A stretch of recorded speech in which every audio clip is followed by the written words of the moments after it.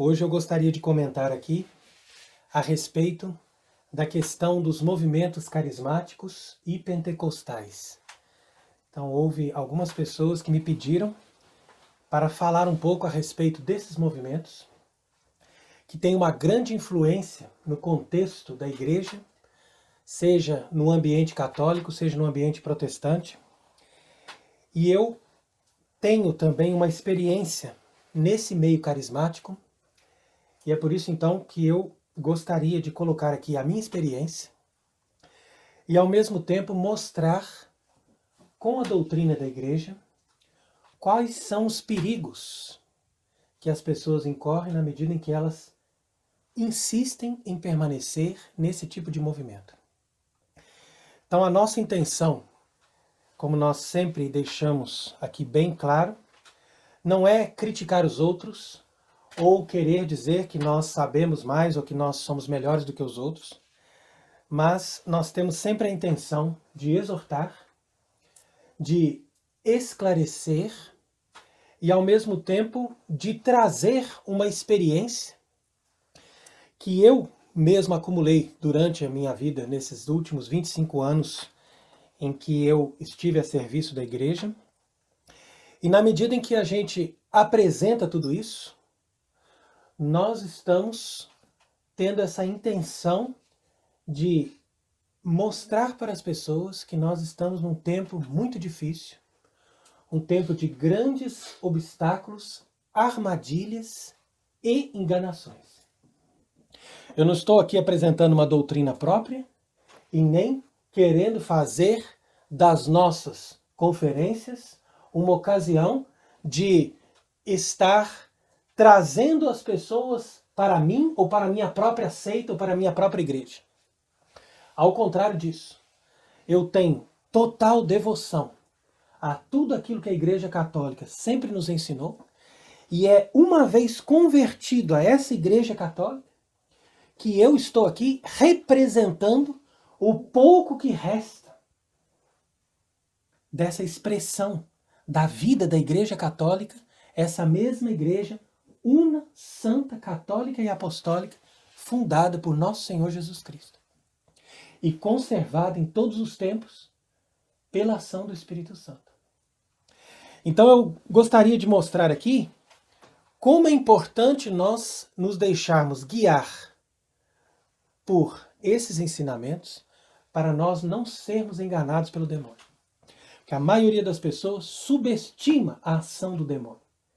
E eu já percebi que hoje em dia o demônio tem grande poder sobre as almas, porque as pessoas estão muito abertas às novidades, às experiências, às aventuras.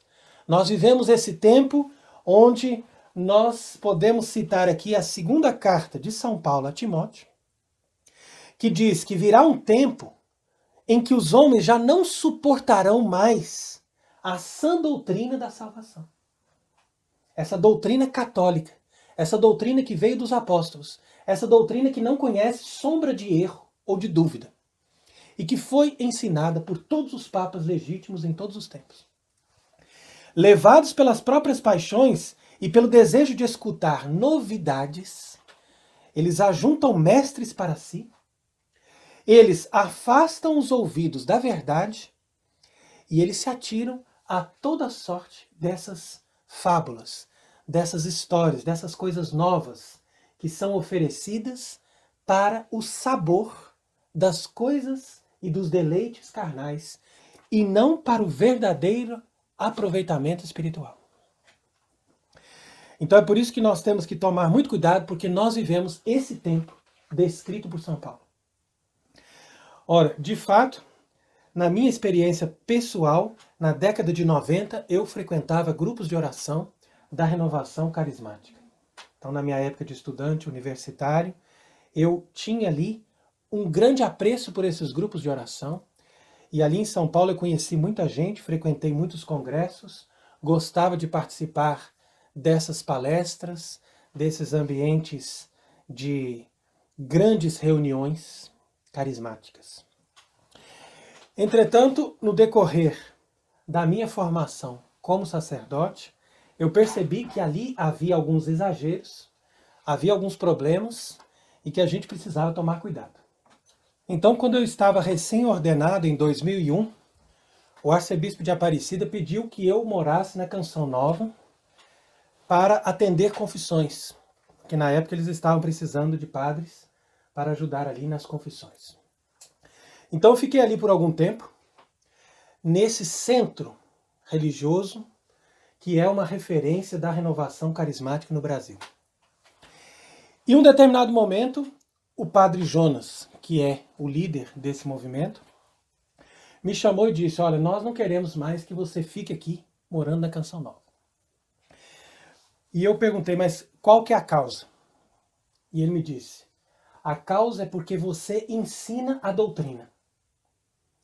E isso, para nós, não é bom. Então eu achei estranho ele falar nesses termos, porque, segundo ele, eu estava ensinando a doutrina. Como quem dizendo, a doutrina católica. E essa doutrina católica integral, segundo eles, não pode ser ensinada nos ambientes deles. Porque existem algumas coisas na doutrina católica que atrapalham, segundo eles, o crescimento e a manutenção desses ambientes carismáticos. Então aquilo ali me trouxe muita estranheza e eu continuei nesse discernimento, na medida em que nós, quando aceitamos a autoridade da igreja, nós aceitamos tudo aquilo que a igreja aprova. Então eu pensava, a renovação carismática não pode ser algo ruim, na medida em que ela é aprovada pela autoridade da igreja. Entretanto, no ano de 2003, eu assumi uma paróquia no bairro do Portão, em Atibaia, e durante 3 ou 4 anos ali naquela paróquia, nós celebrávamos missas todas as quartas-feiras, fazendo um movimento carismático e convidando as pessoas para essas missas de cura e libertação. No entanto, a partir de 2007, quando eu comecei a celebrar a missa no rito tradicional, eu comecei então a questionar, primeiro, os abusos litúrgicos que eu mesmo realizava nessas missas carismáticas. E eu então comecei a deixar de celebrar esse tipo de missa e depois concluí que havia realmente alguma coisa estranha no procedimento e nos métodos desse movimento chamado Renovação Carismática Católica. Então, mais recentemente, foi que eu comecei a questionar todas essas coisas e que nós tivemos também discernimento para perceber que esta autoridade da igreja atual, que está provando todos esses tipos de movimentos ou de novidades, como diz aqui São Paulo na carta ao Timóteo, não são autoridades legítimas. E por isso, ao invés de mostrar para as pessoas aquilo que é verdadeiro e santo, eles permitem que as pessoas caiam em todas essas ciladas. Então essa é a explicação pela qual nós vemos hoje que a renovação carismática não somente é aceita no seio desta nova igreja que ocupou a Igreja Católica, mas também esse movimento carismático no mundo inteiro se tornou um dos braços fortes para sustentar esta nova igreja. Então é isso que nós queremos hoje aqui explicar, sem querer tirar o mérito pessoal daqueles que buscaram um encontro com Deus e uma conversão através de todos esses movimentos que nós estamos denunciando aqui. Então, o Espírito sopra onde quer.